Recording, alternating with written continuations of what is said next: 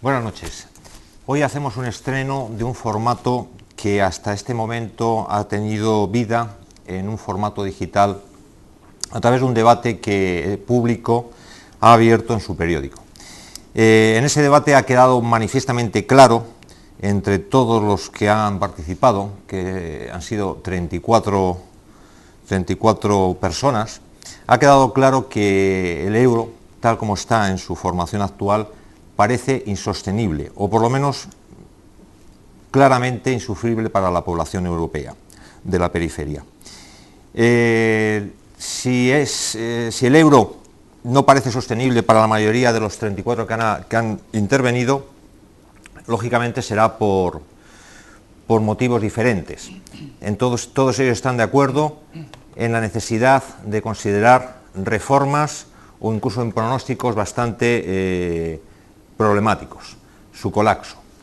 Para rematar y poner un broche a este formato de espacio abierto de debate, que busca fundamentalmente conseguir que todos nosotros sepamos algo más del euro y todo el sistema europeo, en parte porque se acercan unas elecciones en el mes de mayo, en donde lo más importante creo que podemos hacer es contribuir a aumentar el conocimiento y las consideraciones respecto del proyecto europeo. Todo parece indicar que el proyecto europeo encardinado en el euro tiene problemas muy gordos, y para ayudarnos a entenderlos contamos con 3 colaboradores profesores universitarios, que en el orden que me acompañan en la mesa, a mi izquierda está en primer lugar Alejandro Inurrieta. Buenas tardes. Buenas tardes.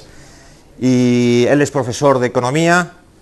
Ha sido profesor de economía, su actividad profesional ha recorrido sectores lógicamente universitarios, también en el sistema financiero, y ha tenido también responsabilidades en la administración pública en diversas dimensiones de, por ejemplo, política de vivienda, y además es colaborador habitual de varios medios de comunicación. A continuación se encuentra Luis Alberto Alonso, que es profesor de política económica en la Universidad Complutense de Madrid. Está especializado en problemas de política económica y de hecho es un experto reconocido en política europea. Buenas tardes por estar con nosotros, Luis Alberto. Buenas tardes. Hola.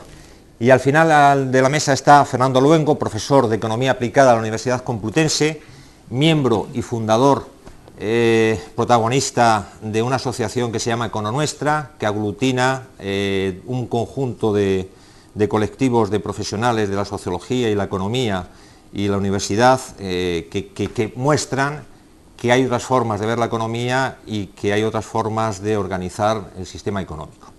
Bueno, pues con los 3 vamos a intentar contribuir, ese es nuestro ánimo, a conseguir que todos entendamos un poco más por qué estamos en una encrucijada con el euro, si el euro ha estado al borde del abismo y si ya no lo está, y cuáles sean los orígenes de esto.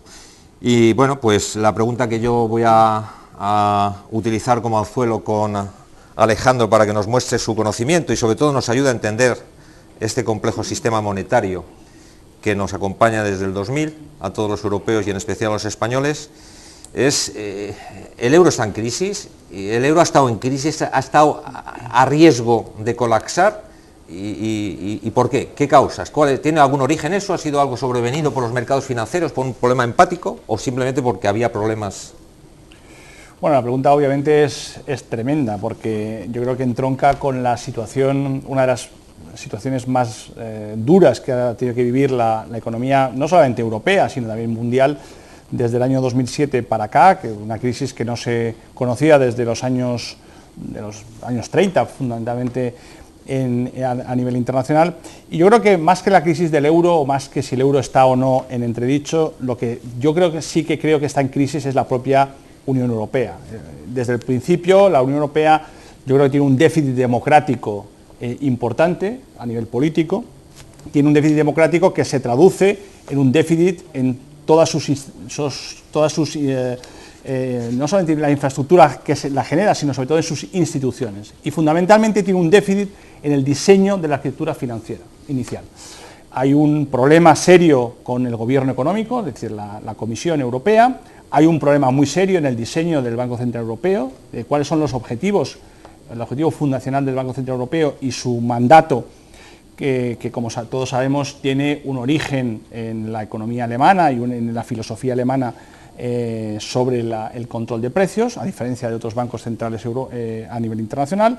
Pero esa obsesión que todo el mundo imputa a los gestores de la política económica alemana por el problema de los precios, esto el público sabe a qué nos referimos. Bueno, ¿de dónde viene esa obsesión? Viene la obsesión alemana por la inflación, es decir, Alemania tiene una historia desde la Primera Guerra Mundial de una hiperinflación que asoló la economía alemana y que realmente en Alemania tiene esa obsesión ancestral e histórica por el control de la inflación. Y yo creo que eso se deja notar, como decía, en el Tratado Fundacional del Banco Central Europeo, cuál es el objetivo del Banco Central Europeo, y que ha dejado de lado la otra pata importante en política económica, que es el crecimiento y el empleo, que todos en estos momentos es lo más necesario. Y luego tiene un problema serio de funcionamiento del sistema bancario, es decir, adolece de una unión bancaria como tal.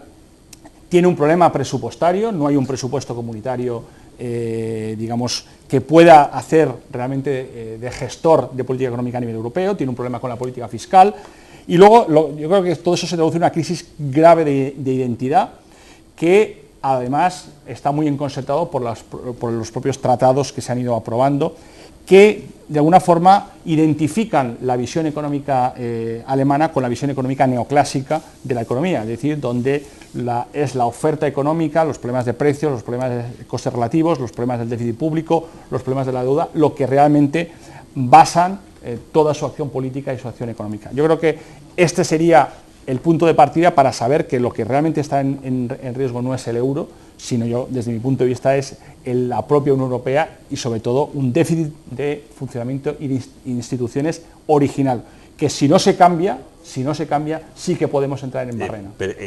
Con esta descripción podéis estar de acuerdo, incluso porque no estamos hablando de qué se puede hacer, sino no, esto es un diagnóstico, inventariando las deficiencias estructurales y sobrevenidas, muchas de ellas, pero otras también de nacimiento en el sistema europeo, en el caso del euro. ¿Estáis de acuerdo que hay un problema estructural respecto del diseño y la arquitectura?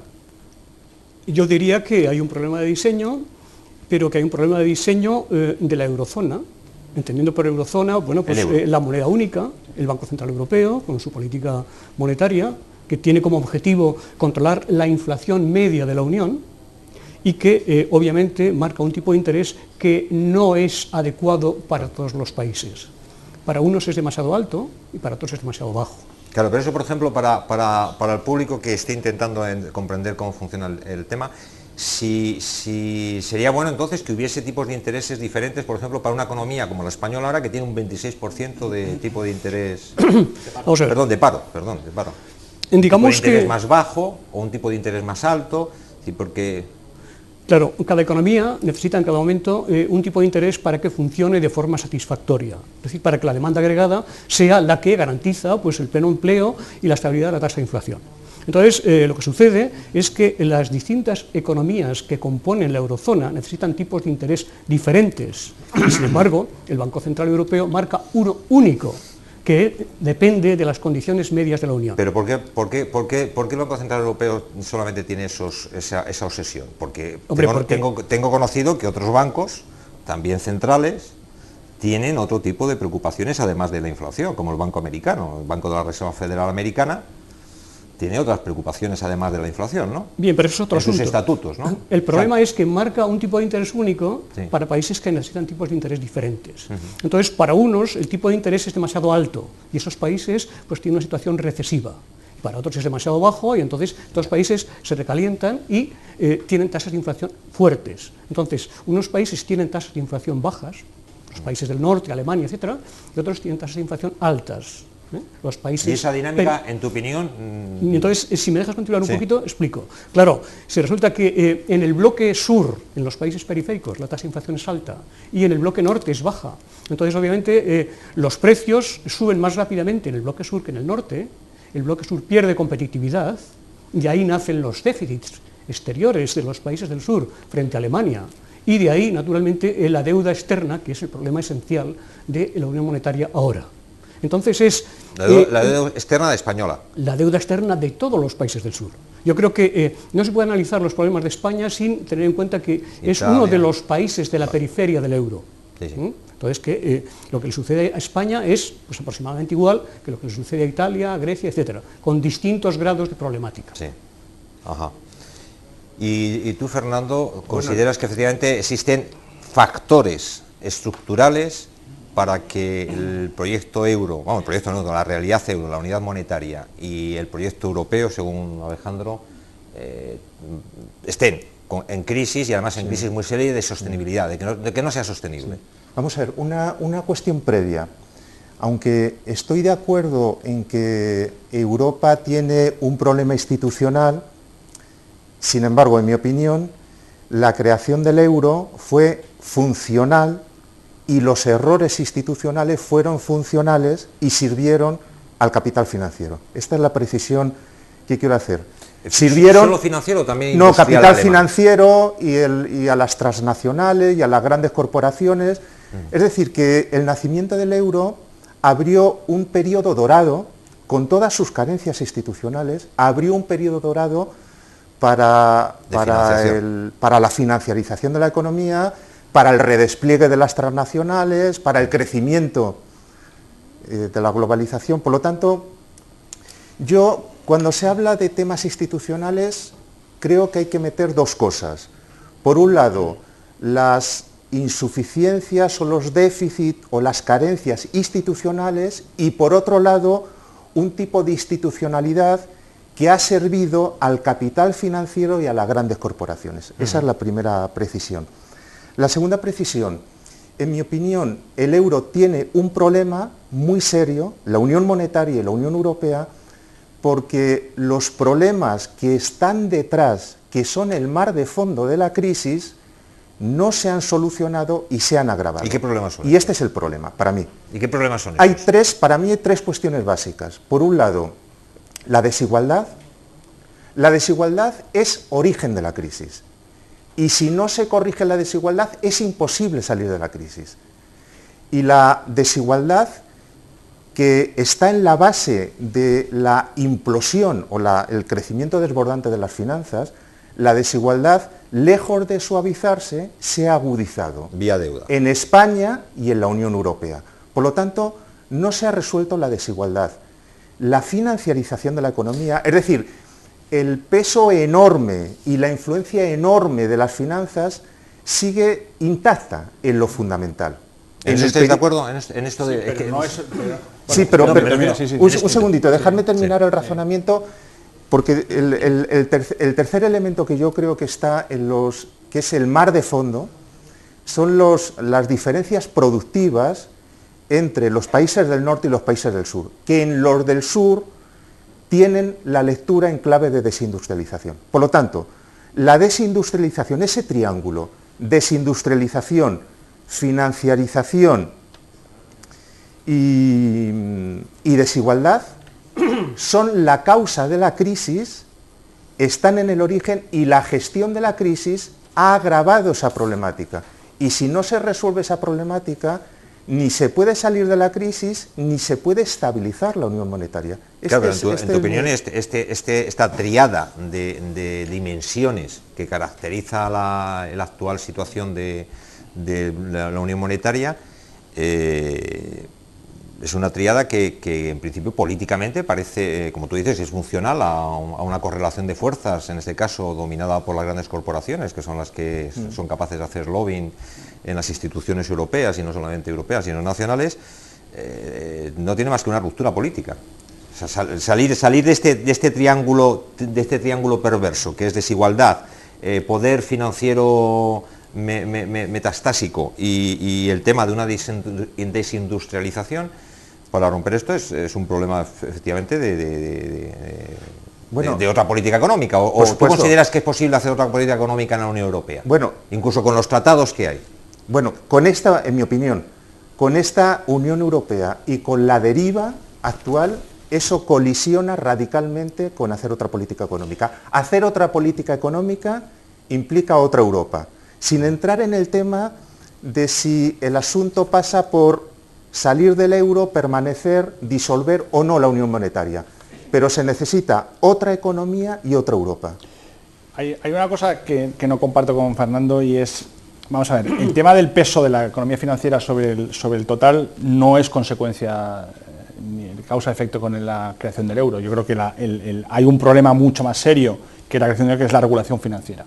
Yo creo que ha habido un proceso de desregulación financiera que nace en Estados Unidos y que se globaliza en Estados Unidos y Reino Unido, que son los dos grandes polos financieros del mundo, y a partir de esa desregulación, que es muy anterior a la formación del euro, simplemente esto es una metástasis que invade absolutamente, efectivamente, todo el mundo. Hoy por hoy las transacciones financieras multiplican probablemente por 100, si no recuerdo mal, por 100 el número de transacciones o el valor, digamos, del PIB mundial, ¿vale?, a nivel de bienes y servicios. Quiere eso decirse que lo que estamos, digamos, diseñando es una arquitectura financiera mundial, no europea, mundial, que ha hecho de la economía financiera la única o la gran industria que prácticamente ha absorbido y ha eliminado en buena parte el resto de la economía productiva de la mayor parte de economías internacionales u occidentales o incluso también emergentes. Por tanto, primer punto que hay que decir, no es el euro ni la formación del euro, sino es la regulación financiera. Lo que pasa es que, fíjate, Alejandro, nos dicen los internautas que me están pasando información que hay un sentimiento, al menos en los mensajes que dejan en la red, en Twitter, es de que nos hemos empobrecido con el euro y que nada más entrar en el euro hubo una explosión de precios de bienes de consumo, que toda una época se decía las tasas de inflación han sido del 6 al 7% y no del 2 y el 3 como dice Eurostat, ¿no? Y luego otra cosa, y es que otro internauta nos decía, nada, el problema es que en realidad el euro está hecho a medida de Alemania, es un marco disfrazado. Pero eso tiene que ver un poco lo que hablábamos al principio, es por la propia arquitectura institucional, por el papel del Banco Central Europeo y una cosa que decías tú sobre el tema de los tipos de interés. Ahí partimos también de un elemento que no se habla mucho, y es que hay una dotación inicial de todos los países que forman la Unión muy asimétrica. Por tanto, es lógico que los tipos de interés no sean los mismos en economías completamente asimétricas. Nada tiene que ver la economía búlgara o la economía rumana con la economía española o con la economía alemana o con la economía finlandesa. Por tanto, hay una gran asimetría en infraestructuras, en capital humano, en capital físico, en corte institucional también. Por tanto, una unión que nace completamente asimétrica y se pretende funcionar como una unión monetaria, tiene ese problema elemental y claro. Pero la desigualdad que comentabas tú también, Fernando, tampoco es consecuencia del euro. La desigualdad lleva creciendo en todos los países occidentales, pero eso es la propia visión neoclásica y el propio sistema capitalista, digamos, que nos hemos dotado, que es el que genera, no es el euro, sino es el sistema y la propia producción y la propia funcionalidad la pérdida del peso económico y peso político de los gobiernos, tanto nacionales como europeos, lo que está generando y provocando que exista esta desigualdad.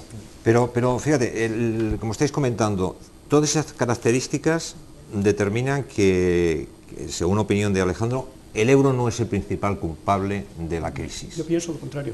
Claro, por eso exactamente quería conocer tu opinión de si de verdad el euro, la arquitectura a la que estabais haciendo alusión, tiene fuerza suficiente en su construcción como para ser responsable y protagonista de la mayoría de los problemas que está habiendo ahora. Porque, por ejemplo, esto que planteaba de que el capital va a un lugar, pero va a un lugar que es España, en este caso a una actividad no industrial, no productiva.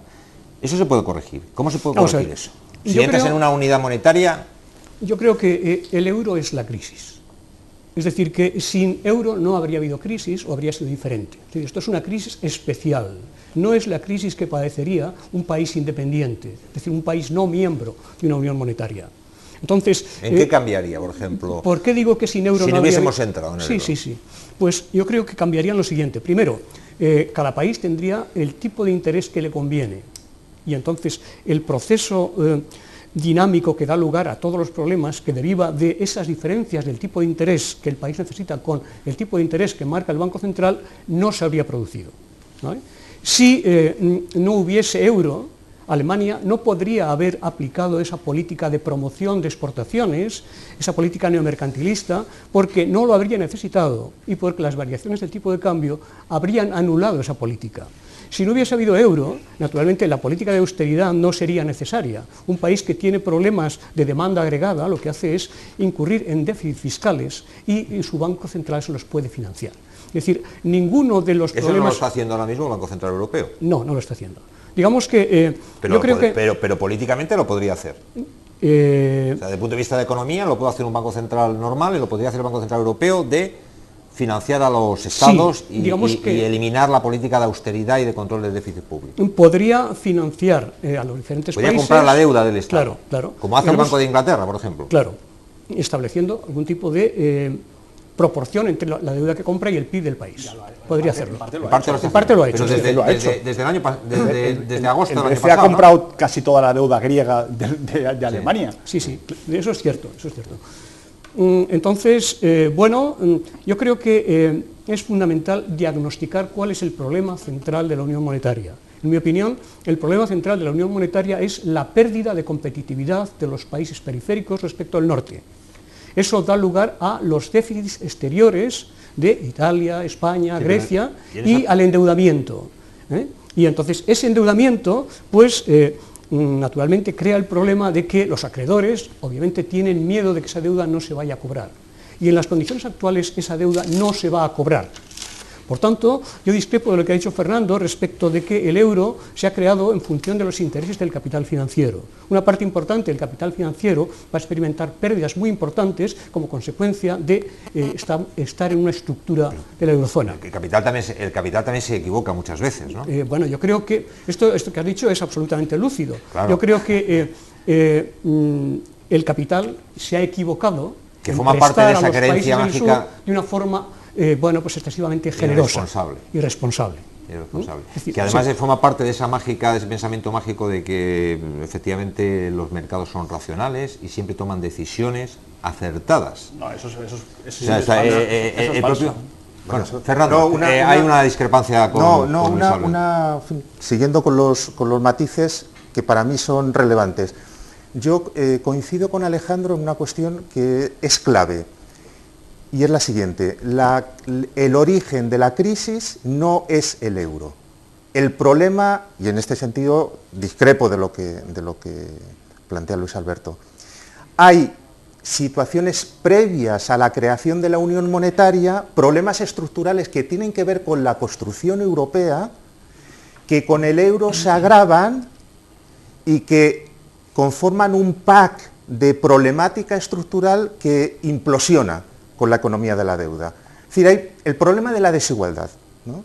La desigualdad no se origina el origen de la desigualdad no está en el euro, es un mecanismo de acumulación. Es que desde hace décadas, al menos desde los años 80, al menos desde esa época, los salarios en Europa, en todos los países de la Unión Europea, sin excepción, los salarios están creciendo menos que la productividad.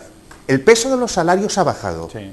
Y eso tiene un efecto sobre la demanda y sobre el consumo. Sobre el empobrecimiento. Y eso explica parte de la lógica financiera. Que se agotó la demanda y el nivel de actividad a partir de que el nivel de deuda alcanzó unos niveles insostenibles. Eso es. Entonces, a nivel de las empresas, fundamentalmente. Entonces, al menos ese factor, el tema de la desigualdad y el tema de la presencia creciente de las finanzas, al menos esos dos factores son previos al euro. Sí. Y con el euro se agravan. Pero entonces, si nosotros... ¿Estarías de acuerdo, Luis Alberto, en ese matiz? Que es decir, sí. porque no entra radicalmente en contra con lo que tú dices. Tú lo que planteas es que tiene una importancia en el desencadenamiento de la crisis casi del protagonista. Y él dice, no, es un catalizador, un acelerador, que complica la crisis. Pero no, esencialmente como análisis no es... Otra cosa es qué hacer luego ahora. Vamos a ver, el razonamiento de Fernando es, si no me equivoco, que la desigualdad da lugar a debilidad de la demanda agregada. Eso es. Entonces, claro, mi pregunta es, pero esto en todo caso sucederá en los países del norte, porque los países del sur, en la primera etapa del euro, han sido capaces de absorber su propia producción y el excedente de producción del norte. Entonces, ¿dónde está? A base de deuda. Bien, perfecto, a base de deuda. Pero eso ha sido inducido. Ha sido por reglas y regulaciones. Ese endeudamiento en muchos casos ha sido inducido por el sistema financiero. Y fiscal. Por ejemplo, desde el punto todo, de vista fiscal, por supuesto, fiscal, las empresas, para las empresas españolas han tenido que corregirlo. Hay una cosa que sí quería comentar con Luis Alberto, y es el tema de los tipos de interés. Vamos a ver. En un mundo en el que hay plena libertad de circulación y de movimiento de capitales, los tipos de interés convergen. Por tanto, es de alguna forma indiferente si estás dentro o fuera de una unión monetaria. De hecho, los tipos de interés en Estados Unidos, Europa y Reino Unido, hasta hace no mucho, han convergido en la crisis a cero, prácticamente a cero. ¿Por qué? Porque si no hay claramente una desviación del sistema financiero y el capital se te mueve. Solo lo puedes lograr, como hace China, con un control de capitales. Y China es ahora mismo, está inmerso, es un tema muy interesante, en una guerra de divisas en la que realmente se está planteando una alternativa al dólar a base de la creación de una cesta de monedas en la que es una de los puntales sería el yuan chino, ¿no? Pero eso es otro tema. Pero sobre todo, en un mundo donde hay plena circulación de capitales, el tipo de interés es irrelevante. Es absolutamente irrelevante. Es el flujo, pero él plantea que eso, el flujo. Y discrepo de una cosa que, sobre todo la pérdida de competitividad, se deba también a un problema en el nivel de precios. Cuando la pérdida de competitividad realmente en los últimos, y los indicadores del Banco Español sí lo dicen, no ha habido un problema de competitividad vía precio en la economía española, sino fundamentalmente por los mercados de destino. Es decir, hay un problema de demanda, digamos, mundial, de creación o desviación de comercio, en lo que ha habido un momento, de hecho España no ha perdido prácticamente cuota de mercado a nivel internacional, incluso en los peores años de la crisis. Por tanto, no hay la aproximación a un problema de competitividad como base para pensar que eso es el origen de problemas tan serios como puede ser el déficit público o el déficit corriente. Creo que ahí yo tengo una visión radicalmente distinta. Es un problema, primero, de estructura económica. España, el problema es que se ha especializado en servicios de bajo valor añadido, ha perdido toda la base industrial y todo el peso industrial que han ganado y que han mantenido otros países europeos, y España obviamente se tiene que especializar en base a un tipo de formación en la población activa, en población ocupada de muy bajo nivel añadido, y eso es lo que ha traído de alguna forma el desequilibrio y el déficit corriente. ¿Me vais a permitir? Sí, no, te voy a dar la palabra ahora mismo porque los internautas se preguntan, nos hacen una pregunta que obviamente tiene que ser Luis Alberto Alonso de la Universidad Complutense porque él es el que defiende que hubiese ocurrido. Dice el internauta, la peseta se hubiese comportado mejor. Quiero entender que podríamos interpretar algo así la pregunta como los niveles de crecimiento y los niveles de problemas actuales habrían sido los mismos. ¿Podría haberse endeudado las empresas españolas a ese ritmo si tuviésemos mantenido la peseta? ¿O los problemas de déficit público hubiesen sido tan elevados? Ahora también, ¿los niveles de crecimiento y de generación de empleo hubiesen sido los mismos? Bueno, la respuesta es muy clara. Si hubiésemos estado en la peseta o en cualquier moneda que fluctúe respecto de las monedas de otros países, entonces el tipo de cambio podría ser utilizado como instrumento de política económica. Si hubiésemos estado en la peseta o cualquier moneda propia del país, el Banco Central podría haber hecho una política monetaria propia. Si hubiésemos estado en la peseta, la política fiscal no estaría limitada por las reglas que ha establecido la Unión Monetaria. Entonces, digamos que renunciar a estos tres instrumentos de política económica, la política monetaria, la política fiscal y la política de tipo de cambio, es maniatarse y lanzarse al mar. Pero... Entonces, quiere decirse que, obviamente, el sacrificio que supone entrar en el euro y renunciar a estos tres instrumentos... Ese es tu diagnóstico, pero lo que todos sabemos ya es que no es posible reescribir la historia, es decir... ¿Qué ocurriría ahora? ¿Qué se puede hacer? Porque evidentemente tú sé que nos vas a decir, obviamente por coherencia con tus argumentos que has expuesto, que lo mejor es salirse del euro. Pero antes me gustaría dar la palabra a Fernando. Entonces, ¿qué necesita el sistema europeo para poder tener la sensación de que es sostenible, dado que... Pero ¿puedo volver al argumento? Sin duda. Vamos a ver, es muy importante tener un buen diagnóstico. Sí, Por eso no es una discusión irrelevante. Si yo digo que la crisis, el origen de la crisis, es un problema de competitividad-precio, entonces estoy diciendo también que resolviendo ese problema estoy saliendo de la crisis, o estoy creando las condiciones para salir de la crisis. Y yo lo que digo es que no comparto en absoluto ese problema, ni creo que sea un problema de competitividad-precio, aunque los países del sur tengan un problema de competitividad. Un problema de competitividad que tiene que ver con la base productiva, con el componente tecnológico, y no tanto con el tipo de cambio. Con el grado de sofisticación. Ni con el nivel de precios. Sí, pero ese no es un problema que remita a los precios. Remite a carencias tecnológicas, educativas, de infraestructuras. Yo eso es lo que creo que tiene que ver con la desindustrialización. Por lo tanto, creo que hay que dar más complejidad al diagnóstico y además tengo ciertas reservas acerca del impacto potencialmente positivo que tendría actuar sobre el tipo de cambio para corregir un eventual déficit competitivo. No estoy seguro. Los efectos contables financieros, pero no los aspectos estructurales productivos. Eso es, desde el punto de vista... Se corrigen la imagen financiera. Eso es, pero mi razonamiento es, si los problemas no son esos, yendo por ese camino no se atajan los problemas, porque si los problemas, como yo sostengo, tienen que ver con la desigualdad, la pobreza y la concentración de renta y riqueza, con las diferencias productivas que hay dentro de la Unión Europea y con el peso de lo financiero, que no es solo cuantitativo, es la importancia de la lógica, de las prácticas, de los mercados, de la opacidad, todo lo que tiene que ver con lo financiero. Si no se corrige eso... ¿Y cómo lo corregirías? ¿Con qué políticas podrías corregir en escala europea? Sí. Regulación. Por ejemplo, porque tú dices, hace falta aumentar la demanda solvente, es decir, la demanda y los niveles de renta de poblaciones muy extensas, millones de españoles que ahora mismo no perciben rentas suficientes, ni siquiera rentas para poder sobrevivir al mes. Eso exige recursos. Una vía de corregir las desigualdades es aumentar el gasto público, ¿no?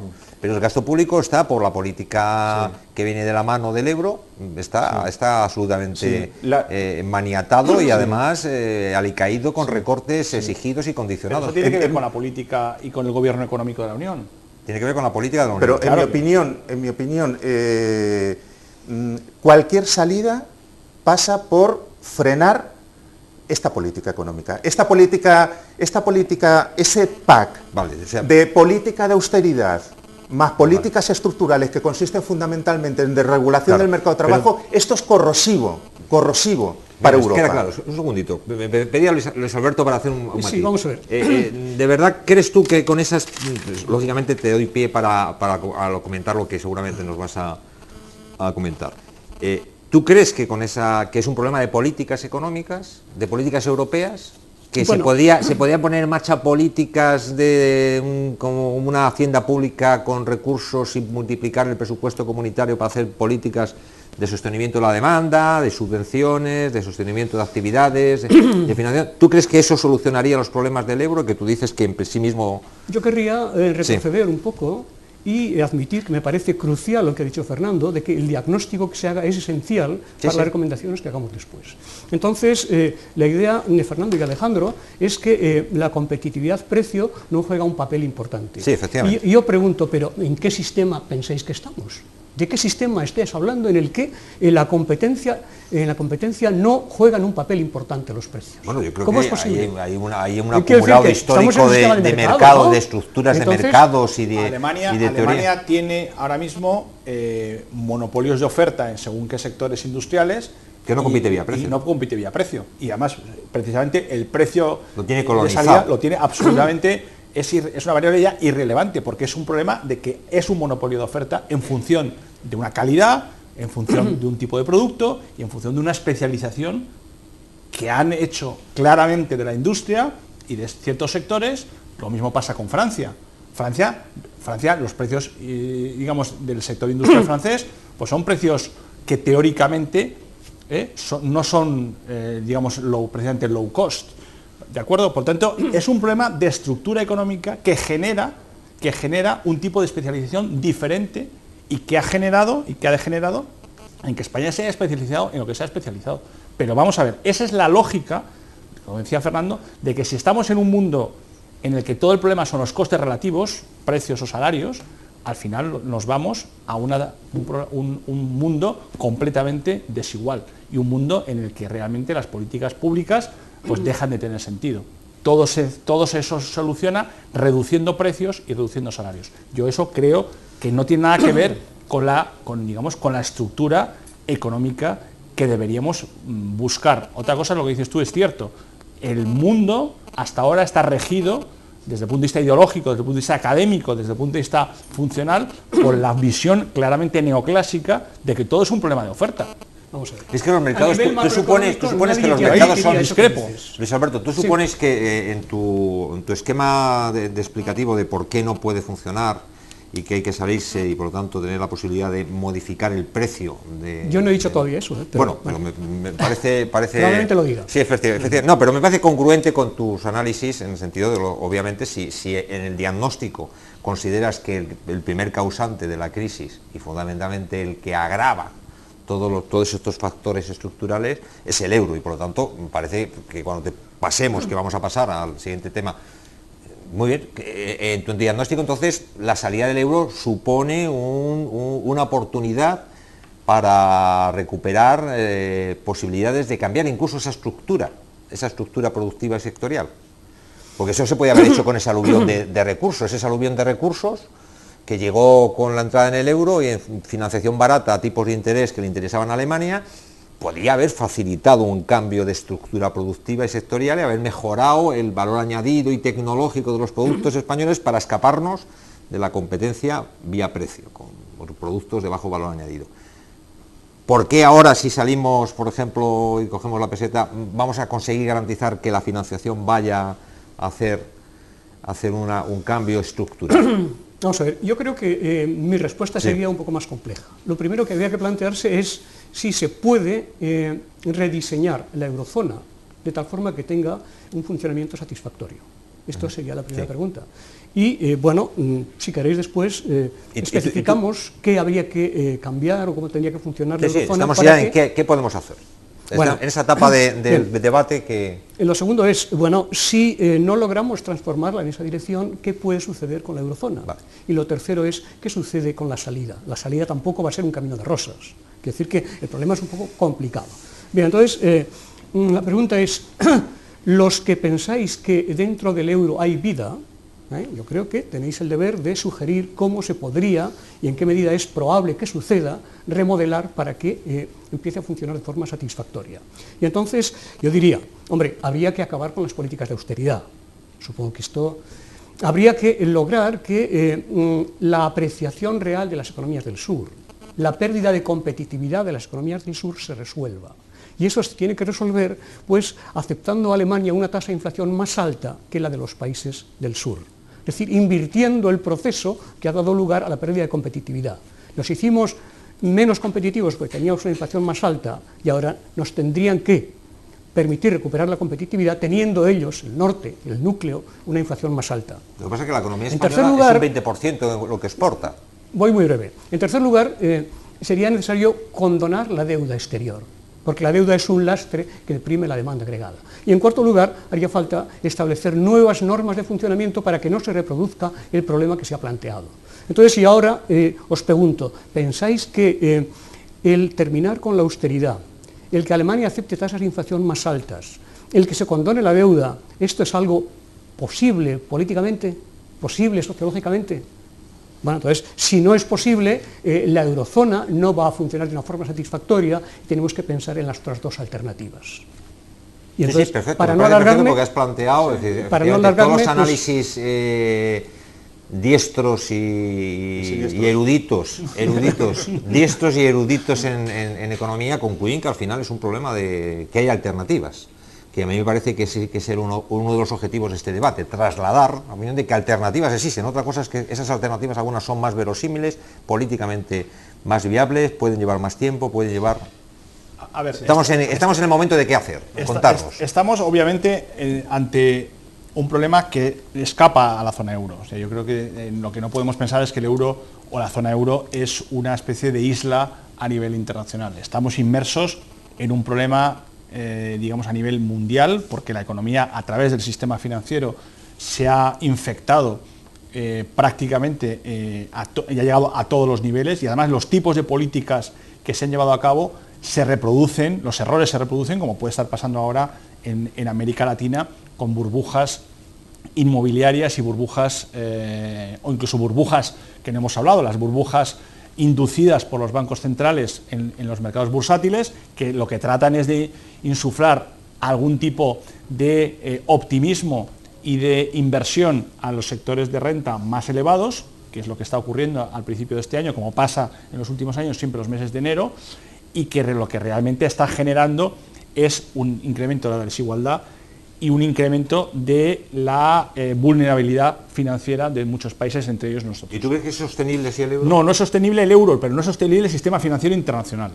Porque vamos a ver, no olvidemos que Estados Unidos tiene un volumen de deuda que supera el 100% del PIB, que Reino Unido tiene un volumen de deuda que supera o se acerca también al 100%, y que Europa en muchos países supera el 100% del Producto Interior Bruto, más allá de solamente la deuda pública. La deuda privada en España pues supera el 400% del PIB. ¿Estás de acuerdo? Por tanto, la deuda es insostenible. Sí. En esta Entonces, aspecto... lo primero que hay que hacer, y termino, es reducir el balance financiero mundial. El balance financiero mundial hay que reducirlo drásticamente.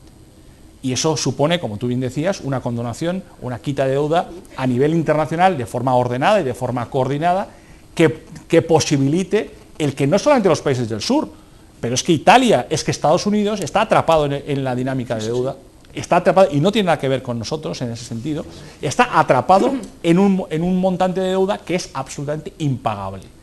Y como es impagable, lo que se tendrá que poner de acuerdo el sistema financiero internacional y el sistema político internacional es que eso es la primera base para gestar un nuevo modelo de crecimiento. ¿Y eso solamente puede ocurrir cuando hay un colapso de un gran banco? Está claro. Y por lo tanto, si estas cosas que no se ponen en marcha, si estas políticas de parar con la austeridad... Pero no solamente el euro, yo creo que Estados Unidos puede colapsar si hay una retirada masiva del ahorro asiático, por ejemplo, puede colapsar claramente. El sistema financiero mundial está en una situación de vulnerabilidad. Nos habían dicho, ya te doy la palabra, Fernando, pero nos habían dicho que el sistema financiero europeo prácticamente estaba solucionado en agosto del año pasado, cuando el Banco Central Europeo da por billones facilidades de liquidez. O sea que el euro entonces, por lo tanto, no ha salido del abismo, está prácticamente... No, pero no es el euro, yo creo que es el euro del sistema financiero. Pero estamos hablando del euro. Y coincido con que el euro está en una situación crítica, donde todos los escenarios están abiertos. Pero no porque desde la izquierda o desde no sé qué se haya producido un cuestionamiento, no. No porque seáis apocalípticos, es el poder. No porque lo veáis negro. Es el poder. Son las políticas económicas que se han aplicado. Las que están llevando las que están llevando a la Unión Monetaria a una situación límite. Y la principal amenaza del euro es que, por acción o por omisión, no se han abordado o se han abordado incorrectamente los problemas que están en el origen de la crisis. Como no se han abordado o se han abordado incorrectamente, todos estos problemas financieros, la desigualdad, etcétera, todos estos problemas están en una situación límite. Y respecto de lo que planteaba Alberto, mi opinión, por supuesto, cualquier salida progresista colisiona con esta estructura, pero no con el euro. Si es que el problema no es el euro solo. Las políticas. Aunque posiblemente hacer una política progresista desde la izquierda se tiene que plantear también necesariamente el tema del euro, porque no es seguro que dentro del euro se pueda hacer esa política. Pero no es un problema del euro, es un problema de la Unión Europea y es un problema de cómo está recomponiéndose el capitalismo. Fijémonos en el tema capitalismo, es que ha habido una reestructuración enorme. Todos los mecanismos de acumulación, la sobreexplotación de la fuerza de trabajo, la aparición de nuevas burbujas. Es que el capitalismo es frágil. Entonces, el euro no, el euro solo no. El euro, la Unión Europea y el capitalismo. Y por eso, para mí, efectivamente, hay un problema político. Hay alternativas, pero ¿cómo se puede llevar una alternativa que, por ejemplo, sitúe en el frontal el empleo, la cohesión social y la reestructuración productiva, poniendo lo prioritario donde debe estar lo prioritario, porque hay una situación de emergencia social y productiva, y hay que atajar esa solución de emergencia. Yo ahora no me imagino, estas políticas progresistas requieren mucho más que el tema de la competitividad, es que es una camisa de fuerza. Requieren una acción política, ciudadana, que por cierto no se ve cercana. ¿Y qué expectativas os puede generar respecto de esto que estáis planteando, o se hacen o acometen cambios sustanciales y profundos de la regulación financiera, del nivel de deuda y lógicamente de intentar paliar los niveles de pobreza de esta construcción europea? ¿De verdad pensáis que existe una concepción equivalente de esta preocupación, de este diagnóstico más o menos presente en la sociedad alemana, por ejemplo? Porque los partidos mayoritarios, el SPD y el CDU, acaban de firmar un pacto, y un pacto de gobierno, de legislatura incluso, con presencia en el gobierno. ¿Qué pensáis? ¿Hay posibilidades de que estos cambios que consideráis imprescindibles para que no explosione el euro? Hombre, yo diría que las posibilidades de que Alemania o los electores alemanes acepten lo que sea necesario, lo que es necesario para rediseñar la eurozona es mínima. ¿Por qué? Hombre, pues porque yo creo que lo primero sería terminar con las políticas de austeridad. Pero los electores alemanes piensan que los países del sur han sido pródigos, han sido negligentes y que se merecen... ayudados por una prensa también bastante... Y que se merecen lo que les pasa, y que entonces obviamente eso hay que corregirlo con austeridad. Alemania, en cuanto acepte una tasa de inflación más alta y pierda competitividad frente al sur y frente al resto del mundo, obviamente colapsaría su sector exportador y se produciría desempleo. ¿Cómo podemos imaginar que eso va a ser aceptado? Es impensable. ¿Por qué? Porque no, aceptado no, pero puede tener una solución. Ese incremento del desempleo en Alemania puede tener una solución más progresista, más europea, más solidaria, ¿no? Termino un momentito. ¿Cómo vamos a pensar que se va a aceptar por parte de Alemania que se condone la deuda? Que obviamente supondría pues, la quiebra de sus bancos, salvo ayuda. Entonces, quiero decir que si se admite que esto sería necesario para que la eurozona funcione bien, entonces, bueno, el pronóstico es pesimista. Algunos de los compañeros, de los internautas y seguidores del público que han estado presentes en el debate escrito, sostienen que Alemania ya ha admitido el hecho de que exista una financiación comunitaria a través de un mecanismo de estabilidad europea, que efectivamente no han puesto ni un duro, todo ha sido crédito, pero que eso que estaba prácticamente negando a Alemania, que tenía que pasar por encima del presidente del Bundesbank, sin embargo ya lo ha aceptado. ¿Qué pasa? ¿Que tenemos que llegar a poner... Europa tiene que estar en llamas para que realmente existan esos cambios para sostener el...? No, pero hay dos temas que ha tocado Luis Alberto que yo creo que son importantes. Vamos a ver, el problema, yo creo que lo centramos excesivamente en Alemania, pero el problema europeo y el problema de la política, digamos, entre comillas, de austeridad, no es estrictamente europea. No es estrictamente europea. Yo creo que tiene una visión a nivel mundial de los grandes desequilibrios a ojos del mundo anglosajón o al mundo centroeuropeo, fundamentalmente son los niveles de déficit público y los niveles de costes relativos de precios o salarios. En ningún caso se plantean que el grave problema mundial hoy por hoy es la pobreza, es la desigualdad y es el empleo. Es decir, hay dos visiones radicalmente diferentes en cuáles son los grandes problemas internacionales a nivel mundial. Y hay un cuarto problema que no hablamos, que es el tema demográfico. El tema demográfico que tiene mucho que ver también en lo que está detrás de todo esto, porque estamos en un problema a nivel europeo, pero a nivel también mundial, de unas poblaciones activas y unas poblaciones cada vez más viejas, con unas necesidades de cuidados y sobre todo de atenciones que están, digamos, haciendo, según una cierta visión, completamente inasumible los sistemas públicos de pensiones, los sistemas públicos de salud en Europa y por supuesto ya no hablamos de Estados Unidos o Reino Unido, y todo este sistema está orientado a que haya un colapso en un momento dado en las economías más débiles. porque esto ha ocurrido con Grecia, se le ha puesto prácticamente en el umbral del colapso, a Portugal lo mismo y a España prácticamente. Y eso lo único que está demostrando es que hay después una apropiación, que es lo que está ocurriendo con España, una apropiación de los bienes y del capital físico y del capital humano, que está ocurriendo, que los grandes fondos y los grandes fondos de inversión y el capital extranjero vuelve a España en estos momentos a comprar aquello que está prácticamente regalado. Y eso es una dinámica que está cada vez más empobreciendo y sobre todo volviendo a diseñar el mismo proceso, que es toda la economía se basa en el sector financiero. Bueno, mira, nos quedan ya muy poquitos minutos y yo creo que podríamos intentar resumir algo sobre qué puede ocurrir y cuál es la recomendación desde el punto de vista de síntomas, indicadores que tenemos que estar muy pendientes. Es decir, cabe la posibilidad de un colapso, por lo que parece que concluís todos en vuestras opiniones, y cabe la posibilidad de cambiar la dinámica de la unión monetaria. Pero evidentemente eso exige cambios políticos, y cambios políticos obviamente en lugares como el Parlamento, como la Comisión Europea. ¿Creéis que de aquí a mayo, lógicamente del Banco Central Europeo, creéis que de aquí a mayo podemos vivir acontecimientos en cualquier sentido y que por lo tanto también trasladar a la ciudadanía, desgraciadamente, esta inquietud? Y es que ni mucho menos el euro parece que esté estabilizado, sino que tiene malformaciones en desigualdad, en desequilibrios sociales y económicos que si no tienen solución obviamente el euro no va a estar estable, ¿no? Entonces, por favor, cada uno de vosotros sintetizad, si podéis, en un minuto y medio, ¿cómo va a seguir la vida del euro? Bueno, yo creo que las inercias son poderosísimas. Las políticas de austeridad, las reformas estructurales han creado un escenario donde en lo fundamental, el núcleo duro de esas políticas ha llegado para quedarse.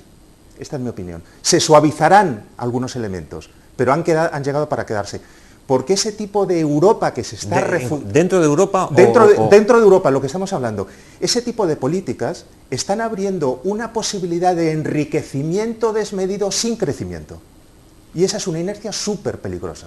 Sin crecimiento, o con crecimiento débil, o con crecimiento insuficiente. Están dando lugar a una recomposición del poder, y este poder, de manera despótica, está confiscando renta y riqueza. Y por lo tanto, en este sentido, yo creo que el escenario, para mí, es muy pesimista. Ahora, ¿qué tiene la izquierda ante sí? En mi opinión, lo que tiene la izquierda es introducir complejidad e intentar formular y crear un diálogo entre la ciudadanía donde se presenten algunas reivindicaciones que sean centrales y que sean reivindicaciones llave, que abran la posibilidad de otro escenario, que tengan que ver con la quita de la deuda, con el empleo. No se trata de poner en un programa todo, que sean elementos centrales que aglutinen las necesidades de la población. Eso es, y que abran un escenario donde sea posible acometer políticas estructurales y al mismo tiempo, por supuesto, hay que tener en cuenta, y no puede ignorarlo esto la izquierda, que hay una situación de emergencia y que esa situación de emergencia exige medidas de terapia, de otro tipo. Ya. Bueno, Luis Alberto, intenta darnos tus terapias y sobre todo un poco la perspectiva de lo que tú visualizas en los próximos Bueno, tiempos. yo creo que la ruptura del euro es en el corto plazo muy improbable. ¿Por qué? Porque hay dos formas de que el euro se rompa. Una de ellas sería por colapso financiero, y esto, digamos que está en principio eliminada por la voluntad del Banco Central Europeo de acudir a la compra de deuda pública en las cantidades que sean necesarias. ¿Y privada también? Y privada también a través de los bancos. Imaginemos una gran multinacional europea que hace una suspensión de pagos, pero una gran multinacional. Bueno, entonces yo creo que llegarían en ayuda. Seguramente ayudaría a los bancos que ya han financiado esa empresa multinacional. La otra forma sería el que triunfen partidos anti-euro y el gobierno resultante pues saque al país del euro, y entonces probablemente se produciría una reacción de contagio y pues el euro se desmantelaría. Pero esa posibilidad, con los sondeos en la mano, con los estudios de opinión e intenciones de expectativas y demás, no parece que partidos anti-euro estén circulando. De momento parece que no. Entonces, ¿cuál es el escenario más probable? Pues el escenario más probable es un escenario de que toda la Europa del Sur se convierta en un gigantesco Mezzogiorno. ¿Qué quieres decir con Mezzogiorno? La región Mezzogiorno pobre es el sur de Italia. La región pobre. Y Mezzogiorno es, por ejemplo, la Alemania del Este. Kohl decía que la Alemania del Este es un Mezzogiorno sin mafia. Entonces, bueno, es una región que no es competitiva, que obviamente tiene que ser ayudada, que por tanto es dependiente, con alto desempleo, con alta inmigración, etc. Entonces, esto es, yo creo que... A corto plazo, ¿tú consideras que este es el escenario más verosímil? Yo creo que vamos en esa dirección. Y entonces, claro, mi petición sería, hombre, me parece absolutamente incomprensible que desde posiciones de izquierdas se siga apoyando o más o menos manteniendo actitudes complacientes respecto del euro. Respecto de las políticas del euro. Respecto del euro. Digamos que lo que sucede ahora en la eurozona conculca todos los valores propios de la izquierda. Es decir, el desempleo, la pérdida de la calidad de la democracia, la erosión del sistema de bienestar, del estado de bienestar. Todo esto es algo que está sucediendo a nuestros ojos, claro. Y la izquierda todavía duda sobre si hay que apoyar al euro o no. Digamos que, aunque sea impensable que el euro se rompa, yo creo que su actitud debería ser clara, simplemente en función de sus valores. Yo creo que nos queda materia para muchos debates, y entre ellos el que qué ocurriría si efectivamente nos salimos, es decir, y explicar de forma cercana a la gente qué tipo de acontecimientos tendría lugar si efectivamente se rompiera el euro y volviésemos a nuestra peseta. Sin embargo, Alejandro nos va a contar que todavía hay margen dentro del euro, hay vida dentro del euro todavía. Vamos a ver, hay margen si hay voluntad política, claro, para hacerlo. Y digamos, todo esto pasa por un proceso muy drástico de formación. Europa en muchos casos tiene un déficit de formación importante, pasa por un proceso de industrialización creciente en la zona euro, pasa por un cambio drástico en la demografía, porque se están aprovechando de la demografía existente, claramente de sociedades muy mayores y sociedades muy pasivas. Después hay un proceso político de democracia real, donde tiene un peso clave la sociedad. Yo creo que la sociedad civil tiene que tomar el mando junto a los partidos políticos que quieran hacerlo. Los grandes partidos no quieren hacerlo, tanto ni Partido Socialista, conservadores o socialistas no quieren claramente dar este cambio drástico en la zona euro. Y luego, por supuesto, superar la crisis de identidad política y la crisis de funcionamiento de las instituciones. Todo eso tiene que ver con una voluntad, siempre y cuando el sistema financiero deje de tener el peso que tiene. Yo creo que eso es claramente la base para que todo esto pueda funcionar. Nos quedaría un programa entero, casi, entiendo yo, sobre si de verdad el sistema bancario europeo y financiero, incluso esa banca en la sombra que explican activos y dinero absolutamente ficticio, de verdad ha sido abordada con una reforma que permite hablar de una sostenibilidad del sistema financiero europeo. Pero ahora tenemos que llegar al punto final, esperar, aquí todos esperamos, muchas gracias a los tres invitados, y esperamos que hayamos podido colaborar a conseguir tener un nivel de información un poquito más elaborado. Y eso sí, también salir de ese pensamiento mágico de que ya hay brotes verdes y se acaba lo peor. Lo peor todavía vive con nosotros y son las políticas de austeridad dentro de un discurso totalitario que consiste en que no hay alternativas. Y desde este espacio público siempre hemos pensado que hay alternativas y que esas alternativas hay que debatirlas. Muchas gracias y esperamos que nos acompañen en los próximos programas que tengamos.